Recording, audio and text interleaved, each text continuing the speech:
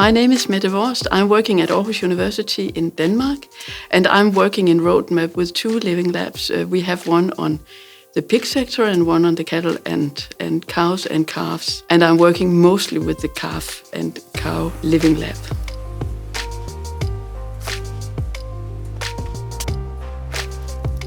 I think actually some of the most powerful is also the most challenging. That is to bringing people around the table and in practice that are maybe not used to work together. You have to bring things into a new dialogue, and that's very powerful but also very challenging. And a living lab doesn't come, it's not a self-organizing organism. It needs facilitation, it needs coordination. That's also challenging to bring all these different viewpoints together and find common ground.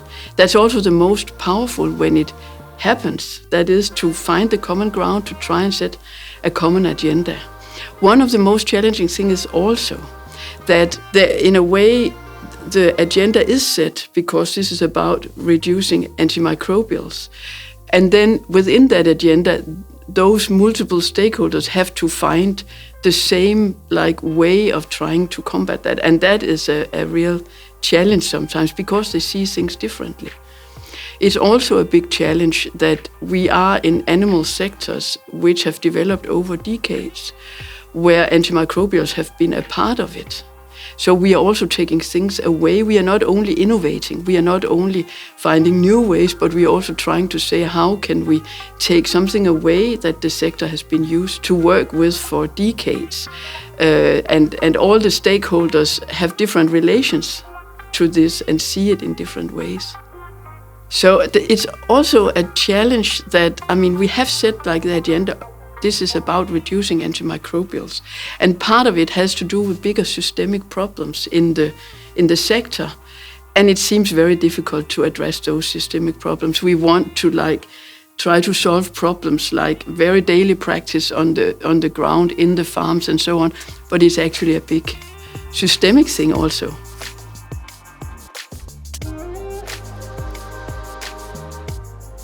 I think one of the major impacts of this is to start talking about things in another way, on a societal level.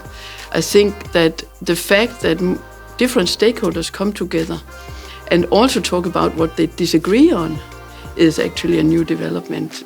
So they don't only speak for themselves, but they speak in a kind of a dialogue where they also address things that they disagree on. And then I think that one of the big impacts is also that we do a lot of different things. We do different types of activities on different levels. We work on farm level, we work on practice level, but we also work on the food system level, and we also work on societal level.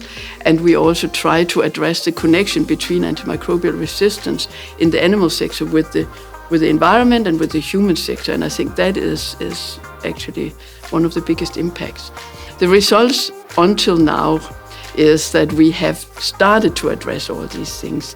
I don't think we can say that we have reached many results as such until now, but I think it has taken a long time to just start this dialogue and start these activities, and that everybody is guiding their minds in that way to take up these big discussions.